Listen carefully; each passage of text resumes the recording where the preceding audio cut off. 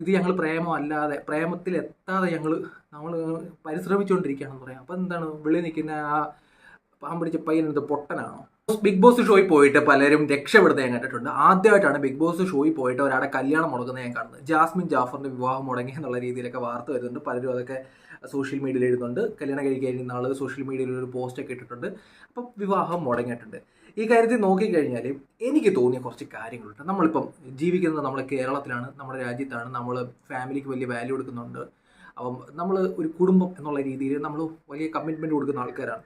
ഇങ്ങനെയുള്ള ആൾക്കാർ കാണുന്ന ഒരു ഷോയിലേക്കാണ് ജാസ്മിൻ ജാഫർ പോയത്. ജാസ്മിൻ പോയത് അമേരിക്കയിൽ നിന്നുള്ള, യൂറോപ്പിൽ നിന്നൊന്നും അല്ല, ഇതേ കേരളത്തിൽ നിന്നാണ് ജാസ്മിൻ പോയത്. ജാസ്മിൻ്റെ പല ഇൻ്റർവ്യൂ നേരത്തെ നോക്കിക്കഴിഞ്ഞാൽ വീട്ടിൽ ഒരു മുറിയിൽ മാത്രം ജീവിച്ചിരുന്ന പെൺകുട്ടിയാണ്, പുറത്തേക്കൊക്കെ ഇങ്ങനെ പോകുന്നത് ആദ്യമായിട്ടാണെന്നൊക്കെ പലതരത്തിലുള്ള സ്റ്റേറ്റ്മെൻറ്റൊക്കെ പലപ്പോഴും ഞാൻ കണ്ടതായിട്ട് ഓർക്കുന്നു. അങ്ങനെ ഒരു പെൺകുട്ടി പെട്ടെന്ന് ബിഗ് ബോസ് ഷോയിലേക്ക് പോകുന്നു. നമ്മൾ ചുരുളി സിനിമ കണ്ടു കഴിഞ്ഞാൽ അതിനകത്ത് ഒരു പ്രമേയം എന്ന് പറയുന്നത് നിയമവും ഒക്കെ ഉള്ള ഒരു സ്ഥലത്ത് നിന്നും രണ്ടുപേര് കാട് കയറി പോകുന്നതാണ് ആ കഥയെന്ന് പറയുമ്പോൾ. ആ കാട് കയറിപ്പോയിട്ട് ഒരു പോർഷൻ കഴിയാൻ നേരത്ത് ആ മനുഷ്യൻ്റെ രീതി മാറുന്നതാണ്. നിയമമില്ലാത്ത അല്ലെങ്കിൽ തുറന്നു വിട്ടിരിക്കുന്ന സ്ഥലത്തേക്ക് ഒരു മനുഷ്യൻ ചെല്ലുമ്പോൾ ആ മനുഷ്യനുണ്ടാവുന്ന ഈ മൃഗീയപരമായിട്ടുള്ള ഒരവസ്ഥയുണ്ടല്ലോ, അതാണ് ചുരുളി എന്നുള്ള സിനിമ കാണിക്കുന്നത്. അതുപോലെ തന്നെയാണ് ജാസ്മിൻ ജാഫർ നമ്മുടെ കേരളത്തിലെ ഒരു കൊച്ചു ഗ്രാമത്തിൽ നിന്നും ബിഗ് ബോസിലേക്ക് പോയി വലിയ വലിയ പ്രതീക്ഷകളൊക്കെ ആയിട്ട് കപ്പൊക്കെ നേടാനായിട്ടാണ് ആ പെൺകുട്ടി പോയത്. പക്ഷെ പോയി അകത്ത് ചെന്ന നമുക്ക് സ്വാഭാവികമായിട്ട് നമ്മൾ മനസ്സിലാക്കേണ്ട കാര്യം, ഇതുപോലെ ഷോയിൽ ചെല്ലുമ്പോൾ നമ്മൾ പുറത്തിരിക്കുന്ന കാണുന്ന രീതിയിലായിരിക്കും ഇതിൽ അതിനകത്ത് മെൻ്റൽ പ്രഷർ എന്ന് പറയുമ്പോൾ. അപ്പം നമുക്ക് സ്വാഭാവികമായിട്ട് ഫ്രണ്ട്സ് ഉണ്ടാവുന്നതൊക്കെ നല്ലതാണ്. പക്ഷേ ഇതിനകത്തൊരു കോമഡി എന്താണെന്ന് വെച്ചാൽ, ഗബ്രി എന്ന് പറയുന്നൊരു കൂട്ടുകാരൻ ഉണ്ടാവും. ശരി, നല്ല കാര്യമാണ്. ഗബ്രി എന്നൊരു കൂട്ടുകാരൻ ഉണ്ടാവുന്നു. അതിനുശേഷം അവർ ഭയങ്കര രീതിയിൽ കമ്പനി ആവുന്നു.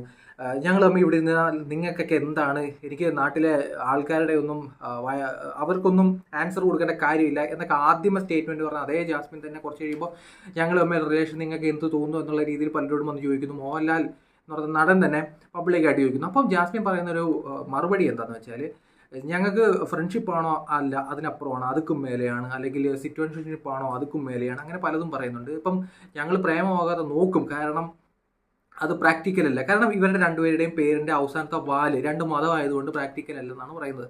ഇതേ ജാസ്മിൻ തന്നെ പറയുന്നത് ഞാൻ പുറത്ത് കമ്മിറ്റഡ് ആണെന്ന് പറയുമ്പോൾ. അപ്പം പുറത്തൊരാൾ, ഇപ്പം ഒരു എക്സാമ്പിൾ ഞാൻ പറയാം. അപ്പം നമ്മളിപ്പം ബിഗ് ബോസിലേക്ക് പോകുന്നു. ഇപ്പോൾ പുറത്ത് ഒരു നിശ്ചയം കഴിഞ്ഞിരിക്കുന്ന വ്യക്തിയാണ്, നമ്മളെ കാത്തിരിക്കുന്ന ഒരാളുണ്ട്, അല്ലെങ്കിൽ കല്യാണം കഴിഞ്ഞിരിക്കുന്ന വ്യക്തിയാണ്.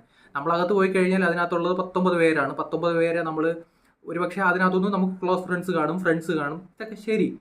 അപ്പോൾ അവിടെ ചെന്നിട്ട് നമ്മൾ പറയാണ് ഫ്രണ്ട്സിനും അപ്പുറമാണ്, അല്ലെങ്കിൽ ഈ പേരിൻ്റെ അവസാനത്തെ രണ്ട് കാര്യങ്ങൾ കൊണ്ട് ഞങ്ങൾ പ്രേമത്തിലേക്ക് എത്തുന്നില്ല എന്നൊക്കെ പറഞ്ഞു കഴിഞ്ഞാൽ പുറത്തുള്ള ആളുണ്ടല്ലോ, ജാസ്മിനെ വിവാഹം കഴിക്കാനിരുന്ന വ്യക്തിയോട് തീർച്ചയായിട്ടും ഒരു തേപ്പ് മനോഭാവമല്ലേ കാണിച്ച്. നമ്മളിപ്പോഴും അഡ്രസ്സ് ചെയ്യുന്നില്ല ആ വ്യക്തിയുടെ പുറത്തുള്ള സിറ്റുവേഷൻ. അവിടെ ഒരു നിശ്ചയം കഴിഞ്ഞിട്ട് അകത്ത് പോയ ഒരാൾ ഇപ്പം എന്തെല്ലാം തരത്തിലുള്ള സപ്പോർട്ട് കൊടുത്തിട്ടായിരിക്കും അയാൾ അകത്തേക്ക് വിട്ടത്. അപ്പം അകത്ത് കയറി മറ്റൊരു അവസ്ഥയിലേക്ക് എത്തിയപ്പോൾ അയാളെ പറ്റി ചിന്തിക്കാൻ പറ്റാത്തൊരവസ്ഥ. ഇപ്പം നമ്മളിപ്പോൾ ഒരു വ്യക്തി അകത്തേക്ക് പോകുന്നു, അതിനകത്ത് നിരവധി ആൾക്കാരുണ്ട്. അവരോടൊക്കെ പോയിട്ട് നമുക്ക് പ്രേമമാണെന്ന് പറഞ്ഞു കഴിഞ്ഞാൽ, അല്ലെന്നുണ്ടെങ്കിൽ അവരോടൊക്കെ പറയണം നിങ്ങളുടെ പേരിൻ്റെ വാലാണ് ഇപ്പോൾ എൻ്റെ ഒരു പ്രശ്നം, നിങ്ങൾക്ക് ഫ്രണ്ട്ഷിപ്പിനേക്കാൾ മുകളിൽ ഇത് പ്രേമമല്ലാതെ ഞാൻ നോക്കും എന്നൊക്കെ പറഞ്ഞു കഴിഞ്ഞാൽ അവർ തന്നെ സമ്മതിക്കുകയാണ് അവർ തമ്മിൽ പ്രേമമാണെന്ന്. ഇതിൽ കൂടുതലൊന്നും അതിനകത്ത് കൊടുക്കേണ്ട കാര്യമൊന്നുമില്ല. ഇപ്പം മറ്റൊരു കാര്യം ആലോചിച്ച് നോക്കാം. ഇത് നേരെ ഉൾട്ട, ഒരാണാണ് അകത്തേക്ക് പോകുന്നത്, പുറത്തൊരു പെൺകുട്ടിക്ക് വിവാഹ വാഗ്ദാനം നൽകിയിട്ടാണ് പോകുന്നത്, അല്ലെങ്കിൽ നിശ്ചയം കഴിഞ്ഞിട്ടാണ്, കല്യാണം കഴിഞ്ഞിട്ടാണ് പോകുന്നത്. അകത്ത് പോയിട്ട് പറയുകയാണ് ഈ പെൺകുട്ടിയായിട്ട്, ഇത് ബെസ്റ്റ് കളിയാണ് ഇതെന്ന് പറയുന്നത്, നമ്മളിപ്പോൾ കാണുന്ന ഒരു ബെസ്റ്റ് കളിയാണ്.